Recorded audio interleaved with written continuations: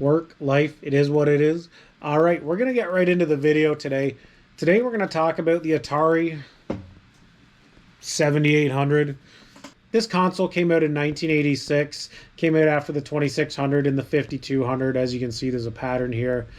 Atari was still going fairly good at this point, but I feel this is where they started to lag behind Sega and Nintendo. And it was in that average price range of around $200 for these consoles. I wasn't into the Ataris at this point. After we had our Gemini back in the early 80s, we moved past this. We basically jumped right to the Sega Master System, which is still one of my favorites of all time. Still a neat machine. What I've seen, these Ataris, I don't find them super collectible. A lot of the games aren't worth a lot. A lot of people just aren't spending a lot of money on these. I don't know if it's because they're so rudimentary still. Like everything kind of looked really crappy on them. I mean, they were okay for their time, but the jump from like stuff like this to the NES and the Master System was night and day. That really started killing Atari, in my opinion, for the console wars. It was still a jump up from the previous iterations. It just wasn't good enough to compete with the other two. Around 1987, the sales for these, they sold about 100,000 of these. The Sega Master System at this time had sold 125,000, and the NES had sold 1.1 million, so you can see where it was going. The writing was on the wall for this. Sega overtook them, and Nintendo just squashed them like it was crazy. I think the Genesis rebounded a little bit, but this is really where Nintendo got it started, and it really took over, really killed the Atari stuff, and I think that's why these just aren't as desirable as Nintendo stuff now. Again, this is all opinion. People still will pay like $100 for one of these consoles. I'm not particularly enamored with them. It's just one of those things, and I'm not sure why. Today we will get into a BOLO list of some big money games on this console. You can still make money buying and selling these games and consoles, guys. It's just not as big as Nintendo. I'm gonna get into the list, and let's get going. One we're gonna get into is Combat 1990. Not a very desirable looking cover in my opinion. However, this one example was brand new and it sold for $500. Might be super rare. It just says programmed by Harry Dodgen, so it was probably not a studio. It was probably just one guy that made this stuff. That's probably why it's a rare title and so expensive. As you can see, it looks like a World War II tank going into a tank battle here or something. Could be desert stuff. It's hard to tell. The cover is very rudimentary. Not sure this is one you will find in the wild.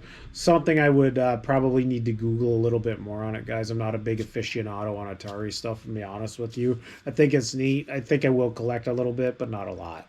We have Alien Brigade, and this is really cool. This kind of reminds me of the Resistance Fall of Man series, just this kind of look and aesthetic to it. As you can see, the top one, it went for 157, middle one 314 brand new, and then 166 card only as well. So, you know, 150, 160 bucks in reasonably good shape. The top one's a little bit rough. The sticker's a little bit banged up on it. New seal, 300 bucks. This is a really cool looking title.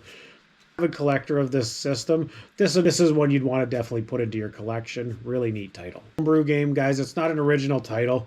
It's bonk. It's definitely Cubert. You have to realize with these homebrew games, a lot of them have a super value, and a lot of the times they have more valuable than just the regular games on the console. I'm not too sure why, but it has a huge cult following. If you should find these in the wild, man, you definitely want to grab them. Put the fortune on this console and a lot of the Atari stuff.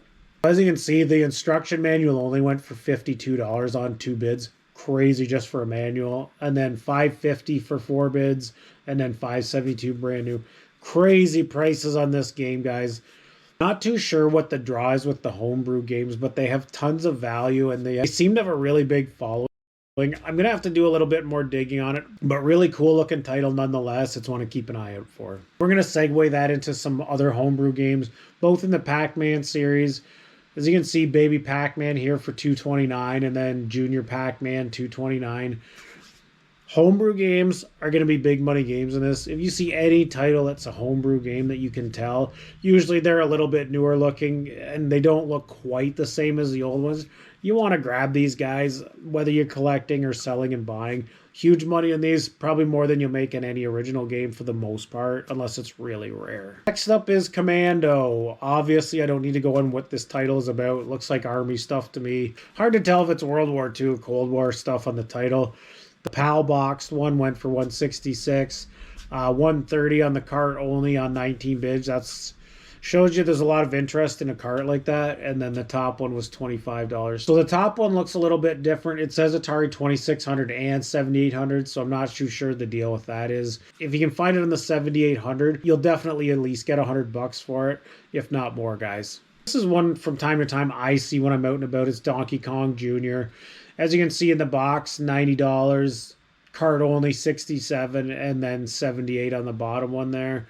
The bottom one looks a little bit weird on the box, whether it's faded out or something. I'm not too sure what the deal with that is, though. Popular game. This is going to tie in with the Nintendo stuff, right? So stuff like this is always going to get you some decent money. I thought I've seen this for cheaper, but maybe it's the Donkey Kong on one of the older systems that I've seen that's cheaper. I'm not too sure. Anyways, you get between $60 and $90 for this all day, guys. It's an easy pickup. I drank way too much Diet Coke this morning. I don't know why. I keep having a tickle in my throat. I hope I'm not getting sick, man, because I am tired of that shit. Anyways, next one is Atari Warriors. Really cool cover. It looks like Vietnam type stuff. Might be like a Contra type game. I've never played this. I don't think I played any game on the 7800, to be honest with you. But I can see why this is worth money. Just the cover art is really awesome, especially on the box. And as you can see, the cart only is, $175 to $200 all day, guys, and then $266 complete in the box. This would be an awesome title, and I think this is something you probably would be able to find out and about when you're on your travels anyways. Up is Mario Bros. This needs no introduction here. The top and bottom are both PAL versions, $75 for the cart and manual, and then the top PAL version at $185. He's took an offer on it complete. And then $71 for the cart here in the NTSC version. So I'm going to say they're probably going to be all comparable on price here, whether it's PAL or NTSC, guys. So expect $75 for the cart, and then maybe, you might get $150 complete in the box if it's not too roachy looking. But again, when you find like Donkey Kong, Mario, Q*bert, all those big name titles in these consoles, they're going to be worth something. It just depends on what. Next up is Matt Mania. Almost looks like an Ultimate Warrior type guy on the front, and then looks like Jimmy Snuka armbands on the guy on the bottom there. Anyways, the top one we got 186, guys, brand new in box factory sealed. This would be a cool one to add to your collection, honestly. And then one from France went for 61, so that's probably the PAL version, obviously complete. And then 100 complete on the bottom in the US here. This is a cool title. Then the one on the bottom was 100 for the cart only. Seems a little bit high considering you can buy one brand new for 185. But what do I know? Cool title. If you dig wrestling and stuff like that, it's definitely one you'd probably just want to throw into your collection. Next up is Midnight Mutants. I recognize this guy in the cover, and maybe you can tell me who it's from. Is it the Addams Family or something? But definitely looks really familiar. I know I've seen it before. But just the box is $19. Middle went for $286 with just the manual, and then the cart only $157 on the bottom. If you guys found this complete, definitely over $300. This would be a really cool title to pick up. And again, if you know the guy's name, put it in the comments, because I know I've seen this and it's going to bother me. I'm going to have to Google this now. Another homebrew title. It's Moon Cresta. Again, $186 and then $286. Crazy price on this. Looks really neat. Obviously some sort of space, probably combat type shooter thingy going on here. One bid on that bottom one is really crazy. They probably could have got more for that. Keep an eye into this one, Moon Cresta. You're going to notice a theme here. A lot of the regular games aren't worth jack shit on this. And it just, people just did not buy these back in the day. It really started tanking at this time. Last homebrew game I'll go over, it's Beef Drop, and this is ridiculous. $571, $523 brand new, and then $579 used.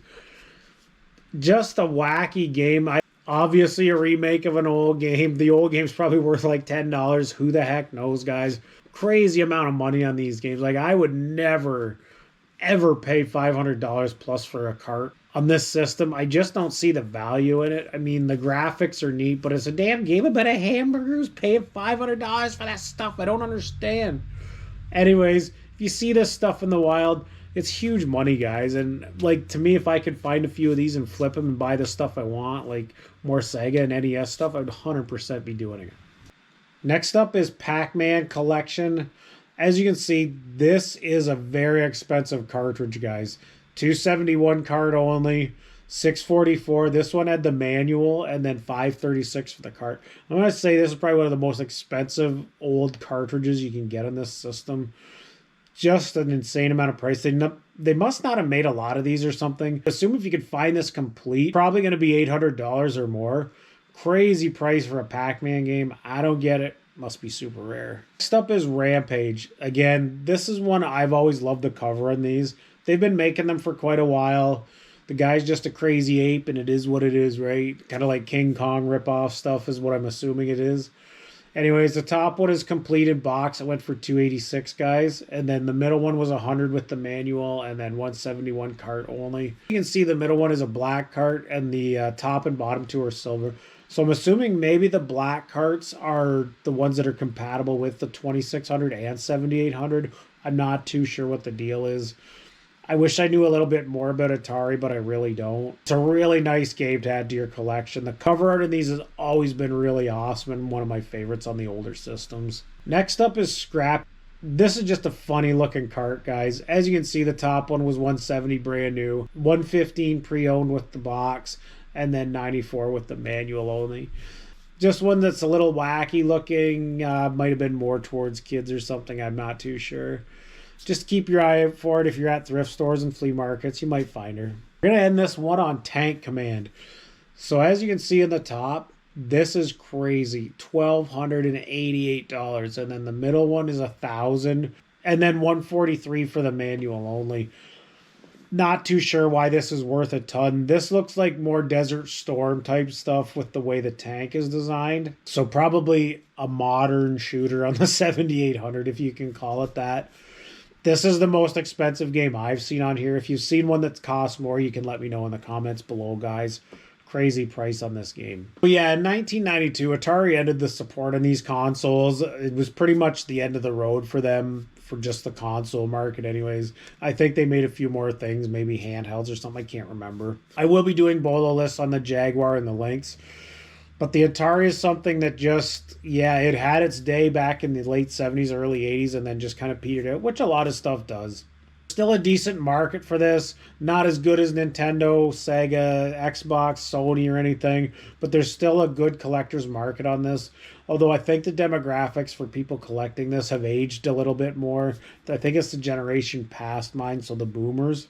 It's just not quite as sought after, but it's still a neat system to collect, and it's a system you can collect a lot of games for a really cheap price. You can still go into game stores and get stacks and stacks of games for like $2 and $3, guys. So if you're into that sort of thing, you can definitely stock up.